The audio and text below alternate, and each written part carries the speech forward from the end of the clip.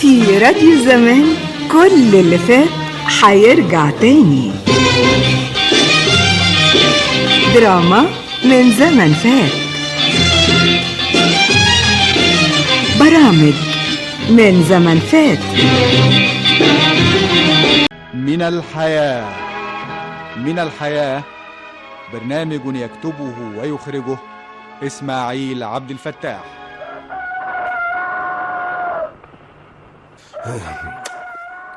الحمد لله، اللهم دمها نعمة واحفظها من الزوال. بالهنا والشفا يا شكري، حالا اجيب لك الشاي. لا يا بهية مفيش وقت، يا دوب الحق قبل الخولي مغاوري ما يعد الانفار في الغيط وما يحسبليش اليومية. لا اعمل معروف، ده انا قربت اولد ومحتاجة مصاريف. ما تشيليش هم يا بهية، ربنا موجود. المهم خدي بالك انت بس من نفسك. تروح وترجع بالسلامة، ربنا يرزقك برزقنا. هي الفاس فين؟ جنب الباب اهي. توكلت على الله.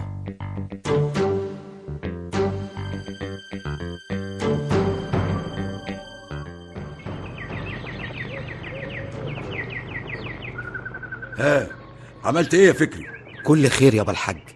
الباشمهندس سامح سلمني الرسوم الهندسية للمسجد والحضانة والمستوصف، وطلعت بيهم على الوحدة المحلية وقدمتهم عشان يطلعوا لنا رخصة البناء، وإن شاء الله أول ما استلمها هنبدأ على طول. ربنا يعينك ويتقبل عملك الصالح ده.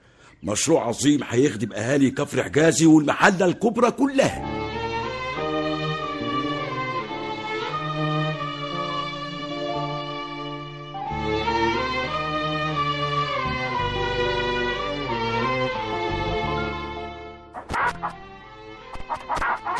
الحمد لله يا عاطف يا اخويا، وازيك انت وازاي احوالك؟ حالي ما يسرش يا بهية يا اختي، العيال كبرت والعظمه وهنت ومبقتش قادر على مصاريفهم. ربنا يعينك يا اخويا. ويعينك انت وجوزك. العيشه بقت غلا والناس وجت لما انكوت بالحاجه اللي كانت بجنيه والنهارده ب5. الحمد لله انك قاعد في بيت ابونا وما بتدفعش ايجار.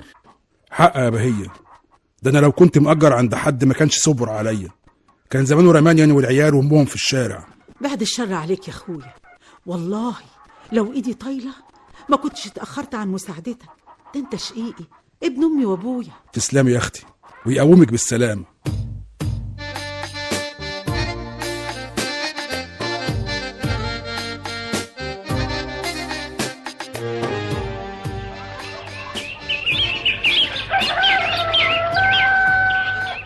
هم يا ولا منك له، شد حيلكم الا الدوده تسرح في الغيط واروح في داهيه. حاضر يا مشغول.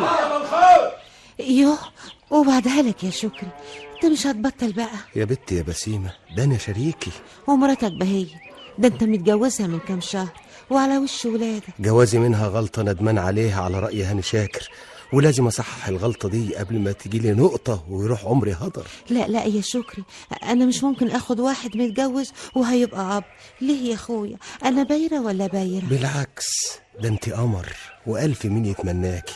بس هي الايام بتمر ونمرة واحد من الالف ما هوبش ناحية باب داركم وطلب ايدك، ومش بعيد الايام تعدي وتعنسي وتبقي مسخة في حنك ستات كفر حجازي كله. يو انت كداب، انا ياما تقدم لي شبان وما وافقتيش على واحد منهم ليه؟ ما ارتحت لهمش. لكن ارتحتي لي يا بت، ده انا حاسس بانك رايداني زي ما انا رايدك بالظبط، بس قلقانه من مراتي. ايوه يا شكري، قلقانه ومحرجه منها قوي. خلاص، علشان ما تقلقيش وتحرجي انا هطلقها. طلقها قبل ما تتقدم لي يا اخويا، علشان ما حدش يقول ان خطفتك منها. ماشي كلامك، بس لغايه ما ده يحصل بطلي توريني الوش الخشب ده، لينيها شويه، خلي روحي ترد فيا وانفذ ما اتفقنا عليه، وانا قلبي زي الحديد. ماشي يا شكري، بس مش قدام الناس. طيب خلاص، هو ده المطلوب، يغور كل زمايلنا اللي في الغيط ومعاهم الخولي مغاوري كمان. المهم نكون مع بعض يا بسبوستي، اقول لك على اللي في قلبي وتقولي لي، انا اغشيك وتجاوبيني، امسك ايدك. اوعى كده. انت بتبستفيني ليه كده؟ وبعدها لك يا شكر انت وبسيمه، مش كفايه رغي وتشوفوا شغلكم؟ حاضر يا باش خولي. بسيمه دي زي لهطه القشطه، لولا اني خايف على هبتي ما كنتش بطلت كلام معاها زي الواد شكر ده.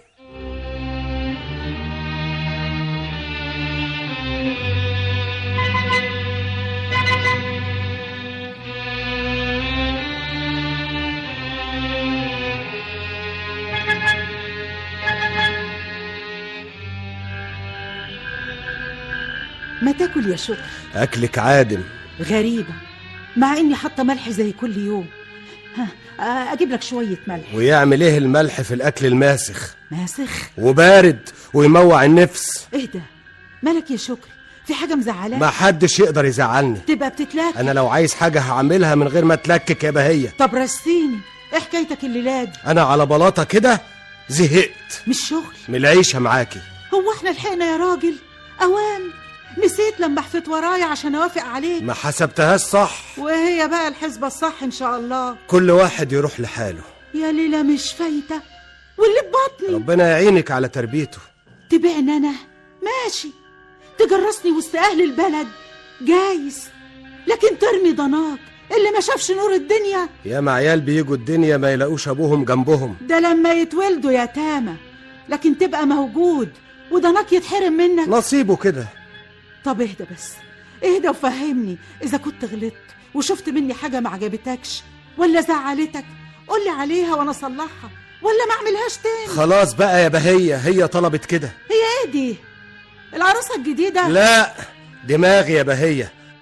انا راجل هوائي، هعيش عمر واحد ولازم اعيشه زي ما انا عايز وعلى مزاجي. انت حر في نفسك وفي عمرك، لكن انا وضنايا ذنبنا ايه؟ نصيبكم كده، إرادة ربنا. انت غدار وظالم. حسك عينك تغلطي، انت فاهمة؟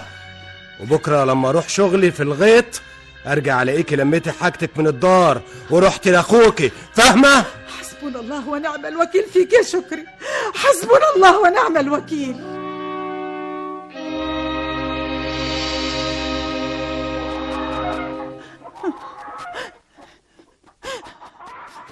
ما تعيطيش يا بهية، اللي بيعك بعيه وارمي ورا ظهرك وما تشيليش هم حاجة. ضربونا تسعنا كلنا. انا ما غلطتش في حاجة يا عاطف يا اخوي. الغدار مش محتاج سبب او غلطة عشان يغدر يا اختي. الطبع لئيم والقلب اسود وما كناش عارفين. حسبنا الله ونعم الوكيل. ايوه كده يا اختي، خليكي مع الله. ورغم اللي حصل ده كله انا شايف ان فيه خير. خير؟ ازاي يتطلق ويبقى خير؟ ازاي ضنايا يخرج للدنيا وما يلاقيش ايدين ابوه بتتلقاه ويبقى خير؟ ربنا سبحانه وتعالى ما بيختارش لعباده الا الخير، والجواز والطلاق اسمه ونصيب قسمهم ربنا، يعني خير. اما الشر بنزرعه وبنحصده وبنبدره في طريق بعض، ناسيين ان فيه يوم حساب وهنقف كلنا قدام ربنا سبحانه وتعالى، اللي هيقتص للمظلوم من الظالم، للمغدور من الغدار. طمني يا اختي، ربنا مطلع وسبحانه لا بيغفل ولا بينام.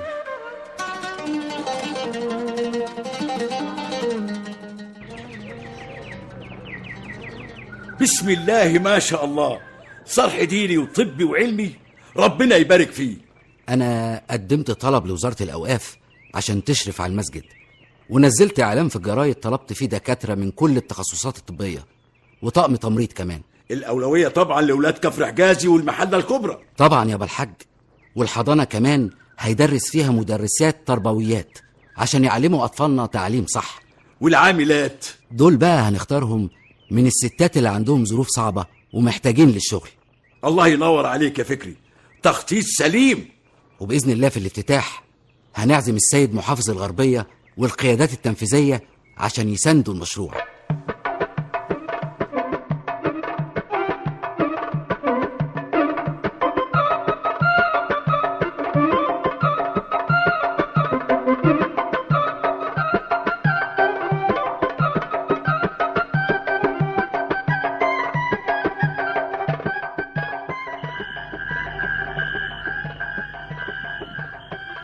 نورت دارك يا بسيمة.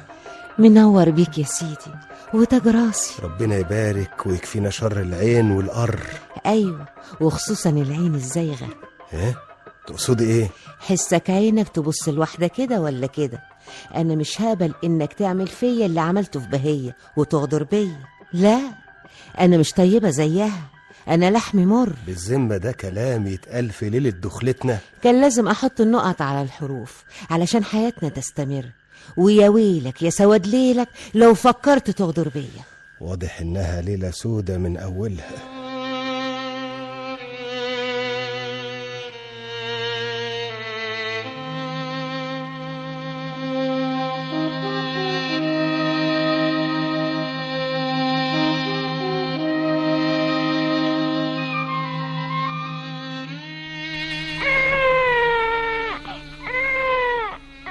الحمد لله على السلامة يا بهية يا أختي. الله يسلمك يا عاطف يا اخويا. وناوية تسميه إيه؟ هبعت اخد رأي ابوه الاول. ده أنا بعتله عشان يجي يقف معاكي ما سألش. واضح إن بسيمة كانت عقله، وأنا من رأيي إنك ما تسأليش فيه زي ما هو ما سألش فيكي وتنسيه خالص. ايه رأيك في اسم عادل؟ عادل اسم جميل.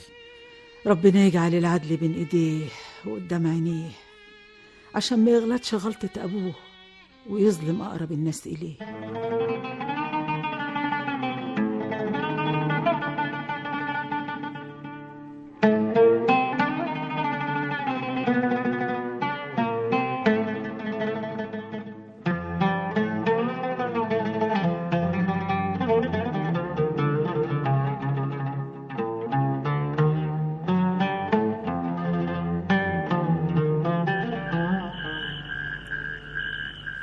ايه ده يا بسيمة؟ الاكل عادم. غريبة، مع اني حاطه ملح زي كل يوم، شوية شوية وهتقولي اكلك ماسخ. مش القصد، لكن الاكل بارد ويموع النفس.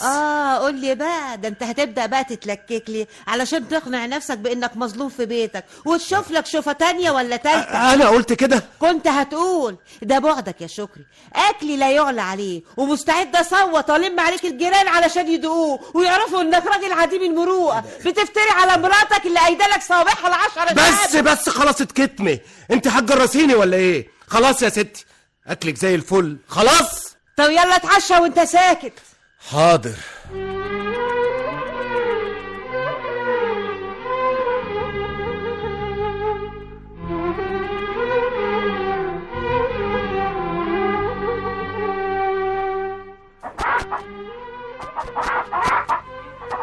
ليه كده يا أختي؟ هو أنا قصرت معاكي؟ ابدا يا اخويا، بس اللي ما بيشوفش من الغربال يبقى اعمى. انت الله يعينك على ولادك ومسؤولياتهم، وانا وعادل حملنا تقل عليك ولازم اشتغل عشان اتكفل بمصاريفي ومصاريف ابني. أنا مش عارف أقول لك إيه. ما تقولش حاجة، انت بس تكلم لي الأستاذ فكري عشان يشغلني في الحضانة. خلاص يا معادل، اللي تشوفيه لما قابله في صلاة العشاء هكلمه.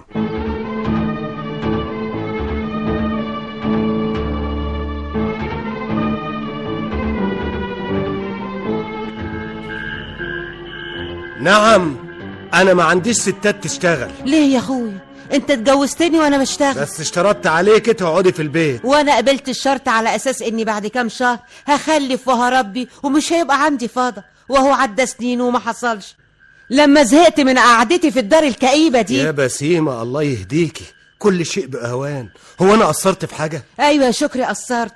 مش عاوز توديني الدكتور؟ ما حبيتش ندخل في متاهة الدكاترة والعلاج واحنا كده مبسوطين. انت بس اللي مبسوط علشان عندك واد. صحيح فكرتيني، ده انا كنت ناسي ان انا عندي واد اصلا. ومش بعيد يوحشك ويكون سبب في انك ترجع بهية. ارجعها ده ايه؟ ده انت مالية عليا حياتي يا بيت. صحيح، بقى عينك يعني ما بتزغش في الغيط كده ولا كده؟ ابدا والله. بطلي غيرة بقى. هبطلها لما اكون معاك في الغيط وفي البيت وعيني عليك. قلت ايه؟ هرجع اشتغل في الغيط ولا اسيب لك الدار؟ لا لا لا لا, لا تسيب الدار ده ايه؟ اديني بس فرصة لغاية بكرة لما اكلم الخولي مغاوري. ايوه كده. احضر لك العشاء؟ ماليش نفس. اشيلهولك بكرة يا حبيبي، جايز نفسك تتفتح.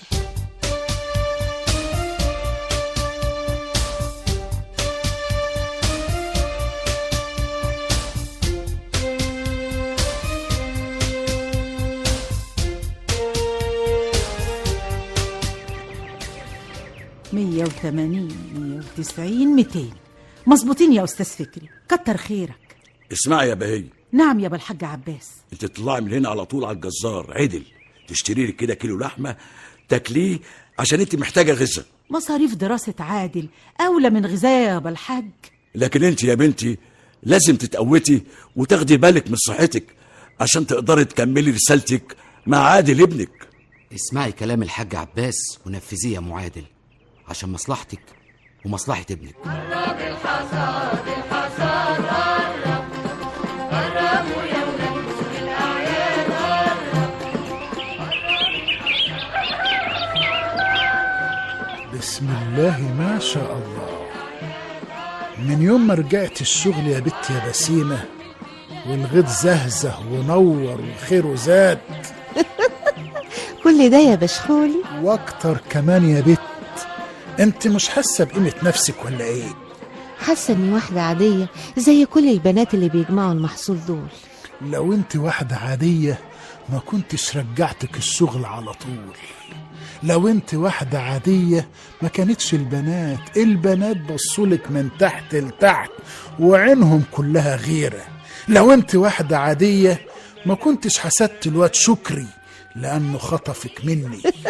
خطفني منك يا راجل؟ انت متجوز 2. ضفرك برقابيهم يا بسيمة. اي والله.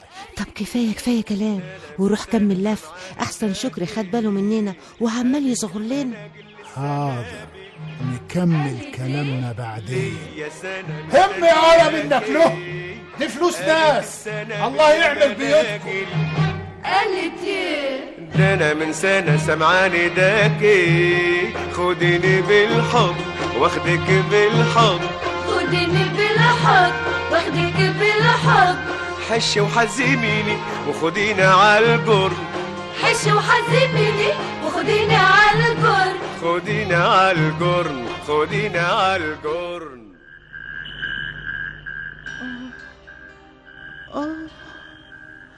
ايه في ايه؟ مالك يا بهية؟ ما كلتش لقمة من ساعة ما جت من شغلها يا خال وبطنها بتوجعها جامد. بقى ده كلام؟ تسكتي على نفسك لحد ما تتعبي بالشكل ده. يلا قومي معايا على المستوصف اسندها معايا عادل. حاضر يا خالي. تعالي يما. سلامتك يا اختي. الله، مالك يا ام عادل؟ تعبانة قوي يا استاذ فكري. طب تعالوا بسرعة، الدكتور محمود لسه ما روحش.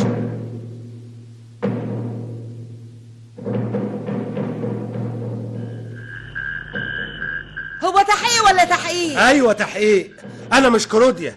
وقوف الخولي مغاوري معاكي زاد قوي. بنتكلم في الشغل. واشمعنى انت اللي بتكلم معاكي في الشغل دونا عن بقيه البنات والرجاله كمان؟ معرفش، بكره اساله كده. طب انا هساله وهوقفه عند حده كمان.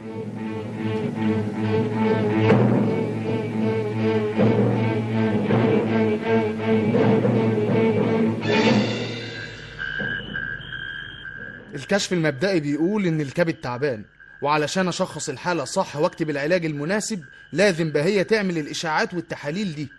ودول هيتكلفوا كتير يا دكتور؟ مهما اتكلفوا هنتكفل بتمنهم. يا ريت تقارير الاشاعات والتحاليل دي تجيلي الصبح في مستشفى المركز بمجرد ما تطلع. حاضر يا دكتور محمود، انا هجيبهم لك بنفسي. سلامتك يما. الله يسلمك يا حبيبي، انا بخير ما تتخضش.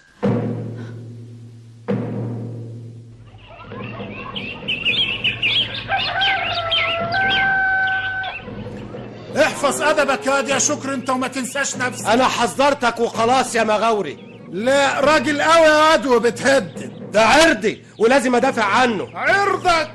طب وريني طولك وعرضك وجمال خطوتك. اخرج بره الغيط. انت بتطردني يا مغاوري؟ ايوه بطردك. ماشي.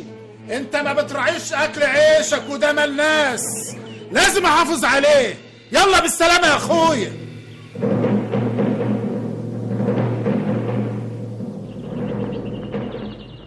للأسف بهية عندها تليف في الكبد. يا خبر. يعني لازمها عملية؟ العملية كبيرة وبتتكلف حوالي 200,000 جنيه. ايه؟ طب والعمل؟ تمشي على العلاج اللي هكتبه لها وتتغذى كويس وتكلف بعمل خفيف في الحضانة.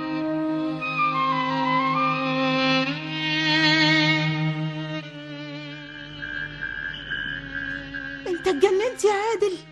عاوز تسيب مدرستك وتضيع شقى السنين اللي فاتت عليك؟ ما هو لازم ارد لك الجميل ياما. جميل ايه يا واد؟ انت عبيط، ده واجبي ناحيتك. وواجبي انا كمان اقف معاكي في محنتك واوفر لك حق العلاج وما حوكيش لمخلوق. كبرت يا واد وبقيت راجل، ربنا يخليك ليا. عشان خاطري يا أمي، خيل الله يعينه والأستاذ فكري وزمايلك في الشغل كتر خيرهم، وآن الأوان عشان أقوم بواجبي ناحيتك.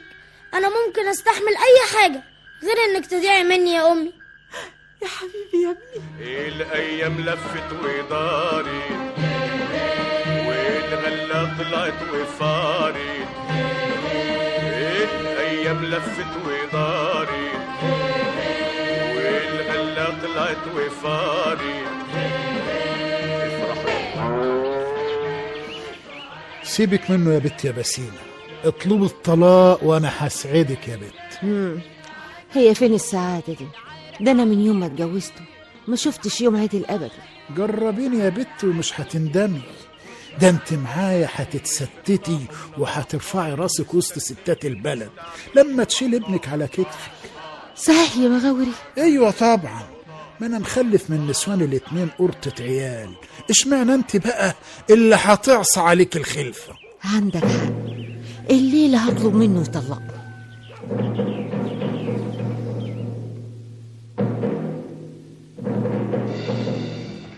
الهمة يا اسطى عادل. خلاص يا أستاذ فتوح، نقلتين بالكتير وهكون شونت أتواب الكستور للمخز. براوة عليك يا اسطى. على فكرة أنا كلمت لك الباشمهندس فؤاد عشان يزود مرتبك أول الشهر الجاي. متشكر قوي يا اسطى.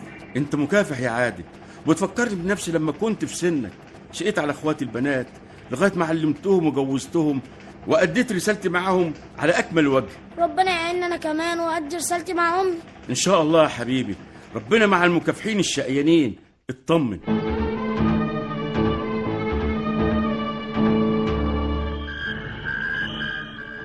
وانا مش هطلق يا بسيمة. لا هتطلق، وغصب عنك كمان يا شكري. ايه، هتتكتري عليا انت واللي مقويكي وهتجبريني ان انا اطلقك؟ لا، هجرسك وسط اهل البلد ومش هخليك تقدر ترفع راسك طول ما انا على ذمتك. هي حصلت؟ الاسلم لك يا ابن الناس انك تسيبني اروح لحالي وتدور لك على واحده تانية تقضي لك معاها كام شهر زي ما عملت مع بهية. بهية اللي بيحصل لي ده ذنبها، غدرت بيها في الاول وانت غدرت بيا في الاخر.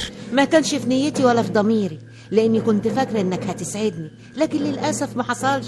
ها قلت ايه؟ خلص. انا فعلا هخلص، لكن هخلص عليك. رقبتي الحقوني يا ناس، شكرا هيموتني، الحقوني يا ناس، الحقوني يا ناس.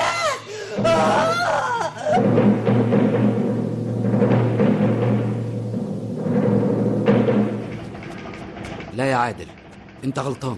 جرايه يا استاذ فكري، ما تتكلم كلام موزون. عادل غلطان عشان بيشتغل وبيصرف على علاج امه بدل ما يسرق ولا ينهب. يا اسطى فتوح، يعني يخسر مستقبله وامه تزعل عليه وصحتها تسوء اكتر؟ ده احنا ما عرفناش ان الدكتور محمود غير العلاج اللي جبته لها اول مره بعلاج تاني اغلى. ده عشان حالتها ساءت أكتر. والله يا ابني ما قالت لنا ولا الا كلنا اتصرفنا. اسمع يا عادل، العلاج عشان يجيب نتيجه لازم نفسيه المريض تكون مستريحه. وانت بشغلك في المصنع هنا واللي عرفته بالصدفه فهمت ليه والدتك دمعتها ما جفتش. كنت فاكر انها زعلانه على صحتها، لكن دلوقتي بس فهمت ان بكاها وزعلها عشان شايفه ان مستقبلك الدراسي ضاع. والحل يا استاذ فكري؟ احنا هنتكفل بكل مصاريف علاج ام عادل، وعادل يرجع مدرسته. كلام معقول برضه. أنا لازم أشيل أمي في محنتها، ما بقاش راجل لما تتعالج شفقة وأنا موجود. راجل يا واد. يا سيدي اعتبر علاجنا ليها دين عليك، ولما تتعلم وتتخرج ابقى سده لأي محتاج. كلام معقول برضه. اسمع كلام الأستاذ فكري يا عادل، ومكانك في المصنع محفوظ، وفي الأجازة ابقى تعالى اشتغل معانا زي ما انت عاوز. المهم يا ابني تتعلم وتتخرج عشان تسعد أمك وتنفع نفسك.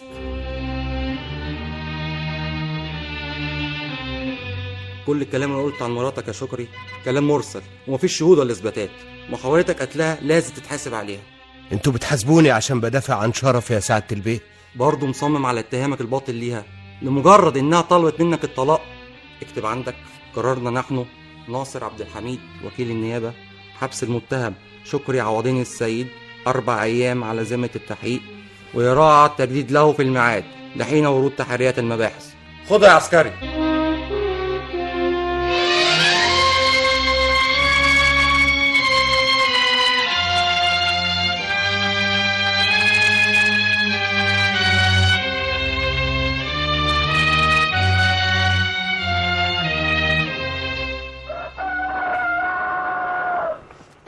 جاهز يا ست ماما.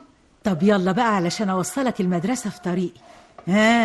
اوعى تكون ناسي كتاب ولا كراسة ولا قلم. ما تخافيش يا امي، انا مركز قوي علشان انا اعوض اللي فات. ربنا ينجحك ويوفقك واشوفك دكتور قد الدنيا يا عادل يا ابن عمري. ان شاء الله يا ام عادل، عمرك فاحك وشقاكي ما هيروحوا هدر، ربنا موجود. ونعم بالله يا حبيبي، ونعم بالله. من الحياة برنامج يكتبه ويخرجه إسماعيل عبد الفتاح.